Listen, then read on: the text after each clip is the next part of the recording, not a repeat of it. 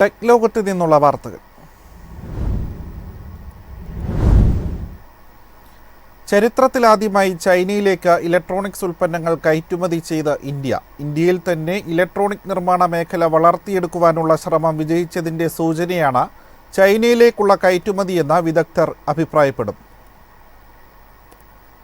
ചൈനയിൽ നിന്ന് ഇലക്ട്രോണിക് ഉൽപ്പന്നങ്ങൾ വൻതോതിൽ ഇറക്കുമതി ചെയ്യുന്ന സ്ഥിതിയിൽ നിന്നാണ് അവിടേക്ക് കയറ്റുമതി ചെയ്യുന്ന രാജ്യമായി ഇന്ത്യ മാറിയത്. രാജ്യത്തെ ആപ്പിൾ കമ്പനിയുടെ സാന്നിധ്യമാണ് ഇതിന് വലിയൊരു ഘടകമായതെന്നാണ് വിലയിരുത്തൽ. ചൈനയെ മാത്രം ആശ്രയിക്കാതെ മറ്റ് രാജ്യങ്ങളിൽ കൂടി വിതരണ നിർമ്മാണ ശൃംഖലയുടെ ഭാഗമാക്കാനുള്ള ആപ്പിളിന്റെ തീരുമാനം വിജയകരമായി വിനിയോഗിച്ചതാണ് ഇന്ത്യക്ക് ഗുണമായി മാറിയത്. ആപ്പിളിന് ആവശ്യമായ ഘടകങ്ങൾ ഇന്ത്യയിൽ തന്നെ നിർമ്മിക്കാൻ ഇപ്പോൾ സാധിക്കുന്നുണ്ട്. Apple MacBook, AirPod, apple watch, iPhone തുടങ്ങിയ ഇലക്ട്രോണിക് ഉൽപ്പന്നങ്ങളുടെ ഘടകങ്ങളാണ് ചൈനയിലേക്ക് ഇന്ത്യയിൽ നിന്ന് കയറ്റുമതി ചെയ്തത്. കഴിഞ്ഞ 2 പതിറ്റാണ്ടുകൾ വരെ ഇന്ത്യയിലെ ഇലക്ട്രോണിക് വ്യവസായ മേഖല ചൈനയെ അമിതമായി ആശ്രയിച്ചിരുന്നു. ചൈനയിൽ നിന്ന് ഘടകങ്ങൾ ഇറക്കുമതി ചെയ്ത് ഇന്ത്യയിൽ വെച്ച് കൂട്ടിയോജിപ്പിക്കുന്ന രീതിയാണ് തുടർന്നു പോയത്. എന്നാൽ ഇന്ത്യയിൽ തന്നെ ഇലക്ട്രോണിക് നിർമ്മാണ മേഖല വളർത്തിയെടുക്കാനുള്ള ശ്രമം വിജയിച്ചതിന്റെ സൂചനയാണ് ചൈനയിലേക്കുള്ള കയറ്റുമതി. ഇന്ത്യൻ ഇലക്ട്രോണിക് മേഖലയുടെ വളർച്ച കയറ്റുമതിയിൽ നേട്ടമുണ്ടാക്കും.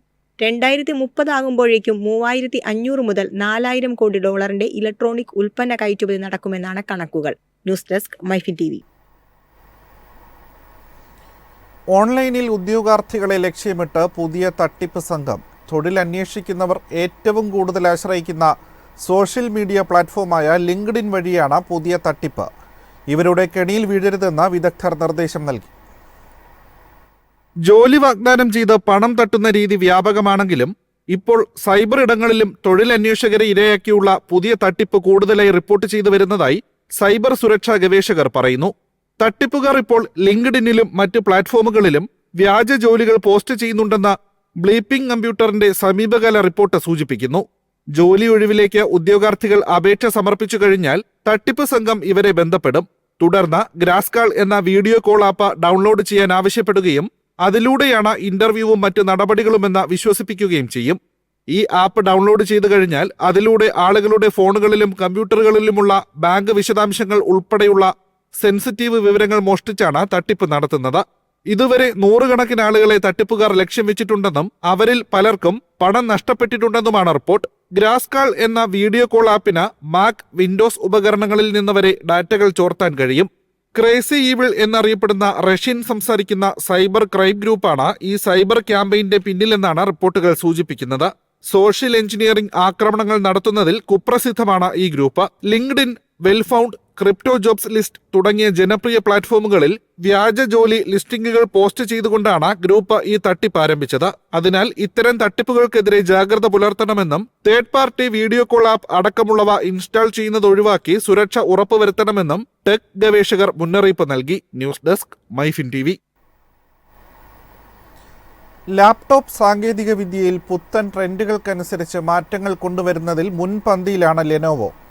മുഴുവനായും സൗരോർജ്ജത്തിൽ പ്രവർത്തിക്കുന്ന ലാപ്ടോപ്പുമായാണ് ഇപ്പോൾ ലെനോവോയുടെ രംഗപ്രവേശം.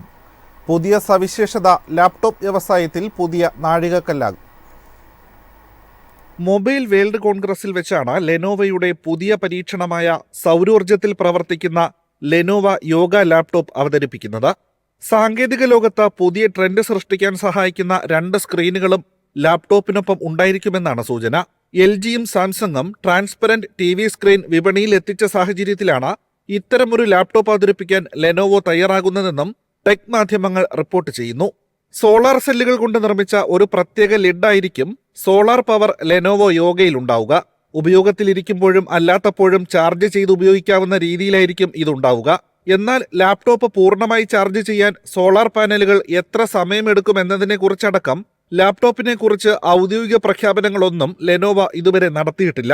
കമ്പ്യൂട്ടിംഗ് ഉപകരണങ്ങളുടെ ലോകത്ത് ഒരു പുതിയ ട്രെൻഡ് സൃഷ്ടിച്ചേക്കാവുന്ന വൻ മുന്നേറ്റമായിരിക്കും സൗരോർജ്ജത്തിൽ പ്രവർത്തിക്കുന്ന ഈ ലാപ്ടോപ്പ് എന്നാണ് ടെക് വിദഗ്ധരുടെ വിലയിരുത്തൽ. കഴിഞ്ഞ ടെക് ഷോയിൽ ട്രാൻസ്പെറന്റ് ലാപ്ടോപ്പും കൺസ്യൂമർ ഇലക്ട്രോണിക് ഷോയിൽ സ്ക്രീനിന്റെ അടിയിൽ ക്യാമറയുള്ള അണ്ടർ ഡിസ്പ്ലേ ലാപ്ടോപ്പും ലെനോവോ അവതരിപ്പിച്ചിരുന്നു. News desk MyFin TV. Electric വാഹന നിര വിപുലീകരിച്ച കിയ EV4 മോഡലാണ് സെഡാൻ, ഹാച്ച്ബാക്ക് വിഭാഗങ്ങളിൽ എത്തുക. ആദ്യമായാണ് കിയ ഇലക്ട്രിക് സെഡാൻ വിപണിയിലിറക്കുന്നത്. മാർച്ചിൽ കൊറിയയിലാണ് EV4 സെഡാൻ ആദ്യമായി അരങ്ങേറ്റം കുറിക്കുന്നതെന്ന് കമ്പനി വെളിപ്പെടുത്തി. ഈ വർഷം രണ്ടാം പകുതിയിൽ യൂറോപ്യൻ വിപണിയിൽ ഹാച്ച്ബാക്ക് ലഭ്യമാകും. കിയയുടെ 400V ഇലക്ട്രിക് ഗ്ലോബൽ മോഡുലാർ പ്ലാറ്റ്ഫോമിനെ അടിസ്ഥാനമാക്കി EV4 standard 58.3 kilowatt, long range 81.4 kilowatt battery എന്നിങ്ങനെ 2 വകഭേദങ്ങളിൽ ലഭ്യമാകും. ഫ്രണ്ട് ആക്സിലിൽ ഘടിപ്പിച്ചിരിക്കുന്ന 150 കിലോവാട്ട് മോട്ടോർ ഉപയോഗിച്ച് പ്രവർത്തിക്കുന്ന സ്റ്റാൻഡേർഡ് മോഡൽ 7.4 സെക്കൻഡിനുള്ളിൽ 0 മുതൽ 100 കിലോമീറ്റർ വരെ വേഗത കൈവരിക്കുകയും ലോങ് റേഞ്ച് 7.7 സെക്കൻഡിനുള്ളിൽ ഈ വേഗത കൈവരിക്കുകയും ചെയ്യും.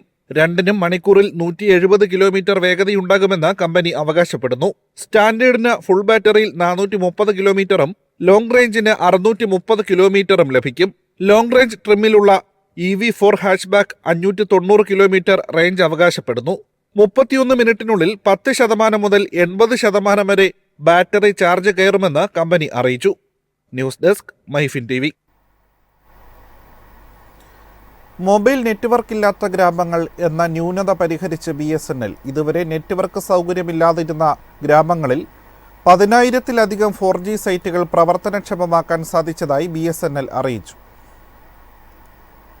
ഗ്രാമപ്രദേശങ്ങൾക്ക് ഏറെ പ്രാധാന്യം നൽകി 4G വിന്യാസവുമായി മുന്നോട്ടു പോകുന്നതായി BSNL അറിയിച്ചു. അതിർത്തി പ്രദേശങ്ങളിലടക്കമുള്ള ഇതുവരെ നെറ്റ്വർക്ക് ലഭ്യമല്ലാതിരുന്ന ഗ്രാമങ്ങളിൽ 10,000-ലധികം 4G സൈറ്റുകൾ കമ്മീഷൻ ചെയ്തു. തദ്ദേശീയമായി വികസിപ്പിച്ച 4G സാങ്കേതികവിദ്യ ഉപയോഗിച്ചാണ് ഈ കുതിച്ചുചാട്ടമെന്നും BSNL വ്യക്തമാക്കി. ഗ്രാമപ്രദേശങ്ങളിലെ ദശലക്ഷക്കണക്കിന് മനുഷ്യർ മൊബൈൽ നെറ്റ്വർക്ക് ഇല്ലാതെ നാളിതുവരെ കഴിഞ്ഞിടങ്ങളിലാണ് BSNL ഈ നേട്ടം സ്വന്തമാക്കിയിരിക്കുന്നത്. രാജ്യത്ത് 1 ലക്ഷം 4G ടവറുകൾ എന്ന ലക്ഷ്യത്തിലേക്ക് അടുക്കുകയാണ്. ജൂൺ മാസത്തോടെ ഈ ലക്ഷ്യം BSNL പൂർത്തിയാക്കും. ഇതിനുശേഷം 5G സ്ഥാപനവും ആരംഭിക്കും. കേരളത്തിലും BSNL 4G വിന്യാസം അന്തിമഘട്ടത്തിലാണെന്നും കമ്പനി അറിയിച്ചു. News desk MyFin TV.